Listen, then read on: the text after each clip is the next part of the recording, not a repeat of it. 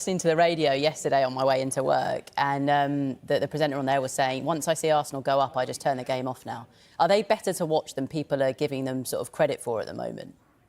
It depends what you're turning the telly on to watch.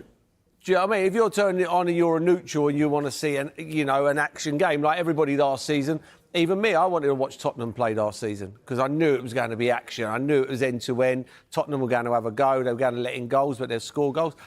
If you're a neutral and you're turning on the telly, you don't really want to watch Arsenal because you know as soon as it goes 1-0, the game's over. I watched Atletico Madrid. Literally, when they went 1-0 down last week in the Champions League, literally you could see him just go, game over. And it was exactly the same when I played, I think it was 1991 season where the 1-0 from the Arsenal come. As soon as we scored and celebrated, we were walking back and you see the faces of the other team. They knew they were beaten. They knew, well, we can't win now. That's it. We're either draw the worst way out. And that is what it's like. And Arsenal are relentless. They are, I said it before, they are a machine, an oiled machine with unbelievable individual players in that team as well, which makes it a terrible cocktail for everybody else. It feels like Gabriel is kind of emerging as one of those real standout characters. Of course, we've been talking about him and that partnership with Saliba for the last couple of years, last couple of seasons. But, I mean, yes, he's such a leader. He's providing on the goals front as well. Is he their best player right now? Is he one of the standout players in the Premier League right now? Yeah, I think he's outstanding. I think as a centre-half, you're asked to make sure that you get the better of the centre-forward you're playing against. And every single game this season, him and Saliba have got the better of whoever they played against. So you've got to tick the box. Then he goes up for set plays. A lot of defenders go up for set plays and they jog up because the manager tells them to go up. And they've got no intentions of getting their head on it. There's loads of players that... Harry Maguire goes up, wants to score a goal. But there's a lot of defenders you can go through in the league and you can go, he hasn't scored for like 5 years, but he's been up for like 300 corners. He goes up to score a goal. And I think that's another thing. Yeah, would he be the best player in the league? In his position, he would be, 100%. And I'm talking, Van Dijk plays in that position and for me, he's a Rolls Royce. But at the moment, you would say he's number one. Obviously, we've heard from Mikel Arteta today and we've heard from a number of managers whose teams are in action tomorrow night in the Carabao Cup. No news conference for Liverpool this week, though. Of course, it is your choice whether you want to speak to the media or not, but can you read anything into that? There will be people, no doubt, who will be. Yeah, I didn't know that was the case. I think the manager needs to work on the team. He's probably fed up. More time on the training ground. Yeah, keep on answering the same questions. He seems like one of them managers who can't do anything. What's happened? It's gone now. It's past. They've lost them games. Move on to the next game. The next game's their biggest game, But I've said it and I'll keep on saying it. I don't know when he's going to know his best team.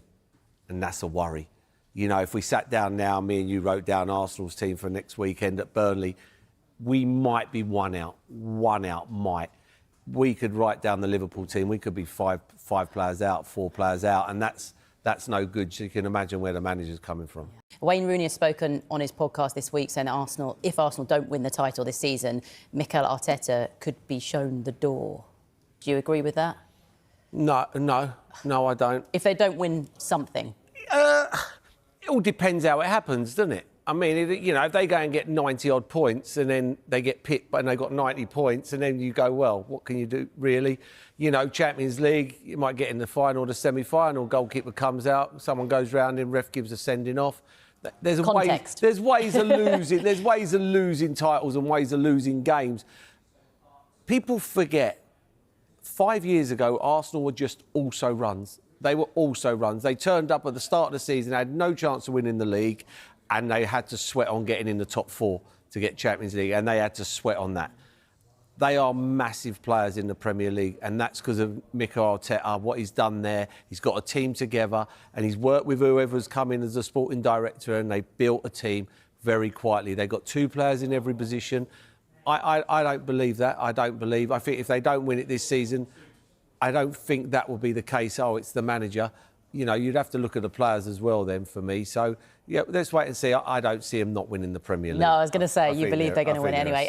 Next 6 or 7 months. I mean, look, they are... For anybody who didn't see the game, don't worry, you've seen the game. It was very similar to a number of performances this season. Very, very good defensively. The goal comes from a set piece, and the piece I did from the game was sort of focus on this phrase that Arteta used when he was talking about Eze a few weeks ago. He talked about him being capable of these magic moments, and that's what we got on Sunday. We saw Eze, great finish, settled the game, obviously against his former club. Narrative was set nice and easy right for once. But those magic moments are really important for Arsenal because of the way that they're set up. That they are such a resilient, controlled team that the foundation is so solid that the front 3 or 4 players are then asked to put themselves into positions to go and create one of those magic moments that can settle the game, because that's all they need. They only need one. They're not conceding goals. They're not conceding shots, basically. After the Fulham game the other week, when they took the lead at Fulham, which was I think 58 minutes in, Fulham had one shot of any description for the rest of the game. So they're not. It's not like the Alamo. It's not even like they're defending brilliantly. They're defending flawlessly at the moment. It is remarkable. Palace had the highest expected goals figure of any Premier League team going into the weekend.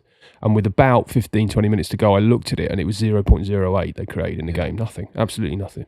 It's 5 straight clean sheets, I think, now for Arsenal. In a way, it reminds me a little bit of Pep's really good City teams that it wasn't about sort of last-ditch defending and great saves. It was about having so much control in a game that you just didn't let the other team breathe. And there seems to be, it's obvious to make the comparison with Arteta and Pep because they work together, obviously, but it does feel a little bit like that. They're just kind of squeezing the life out of teams, and then you've got the extra firepower with the likes of Eze and Gyökeres, perhaps, that you didn't have last year, to kind of go on and do whatever you need to do at the top end of the pitch to win the game. Yeah, and they can change it. Trossard started, so Martinelli can come on.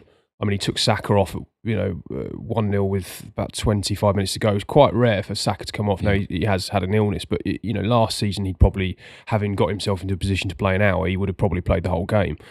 So he's not afraid of making those in-game changes because he knows. I mean, Saliba went off at half-time, Mascara comes on, and there's no drop-off in defence, and that wouldn't have been the case last season. So that there are little improvements there. Look, I mean, the rest of the league needs to be worried if they start playing well. Yeah. If they start playing really well and creating chances. Do you think they're not playing well? I think defensively they're playing very well, but they're not flowing in an attacking sense. Everybody knows the reliance on set pieces. You don't look at the team and think that they're going to excite you particularly at the moment. They're extremely, and I mean this as a compliment. They're functional to a T. They're very, very good at what they do, but they're not. I know they beat Atletico Madrid 4-0 midweek, but they're not rolling teams over. They're not. Yeah. There's not the consistency in their attack yet, and if that comes, and that's understandable when you think that Gyökeres is such a different animal to anything they've had before. I spoke to Mikel and some of the execs in pre-season, and they talked about how they were having to change the style of play to suit Gyökeres, to make sure they were getting the ball forward quicker, to keep him essentially between the 2 centre-backs and trying to play him in behind and not kind of play this slightly more slow, methodical approach. But we're not really seeing that at the moment. We're seeing it at times, but when they take the lead in games, and Zubimendi, I think, has been the best of the signings, really, because he's been able to give them that control that you're talking about, where they can just see games out with quite a lot of comfort at the moment. I mean, if they start putting together the attacking side of it, and the set pieces is sort of an auxiliary element, not the main danger, then I don't see a team that can stop them, because Manchester City and Liverpool in particular have just sort of come back to the pack, haven't they? So what would you say stops Arsenal winning the league from here? I know it's very early. It's obviously not even November yet. But if you were to look ahead and Arsenal don't win it, what has happened to Arsenal in that time to stop them winning it? Where's the danger for Arteta from here? Well, I would say firstly that if they're going to continue to be, I mean, he resents the idea of playing with the handbrake, but they are pragmatic. Yeah. Let's put it that way. If they continue to play with the high level of pragmatism that they are, then most of the games are going to be quite tight. And at the moment, the fine margins are going their way because of how well they're defending. They only need one magic moment, if you like, to win a game. That doesn't entirely feel sustainable. And I guess linked to that is the mentality, because they haven't been able to get over the line. This is a squad that's fallen short 3 consecutive years. And they had a big lead a couple of years ago going into April and lost the title. So we don't know if they can see it out. And I think that mentality is not going to be tested really until the spring. The bad news for everyone else is they could be 10 points clear by then. Well, I mean, they could be. And you saw last year, Liverpool, by the time they started to kind of, not fall apart is the wrong word, but by the time they started to lose games and look a little bit suspect, they'd already won it anyway. So there is a possibility that Arsenal could, by the time it kind of becomes so real that you think, oh, hang on a minute, we're really like, they could have already won it. Because at the moment, it doesn't really feel like there is a genuine challenger at the moment, because Arsenal are winning games and playing all right, and no one else seems to be. No, I mean they've got, there's a couple of little tests coming up though. They've got Burnley at the weekend away.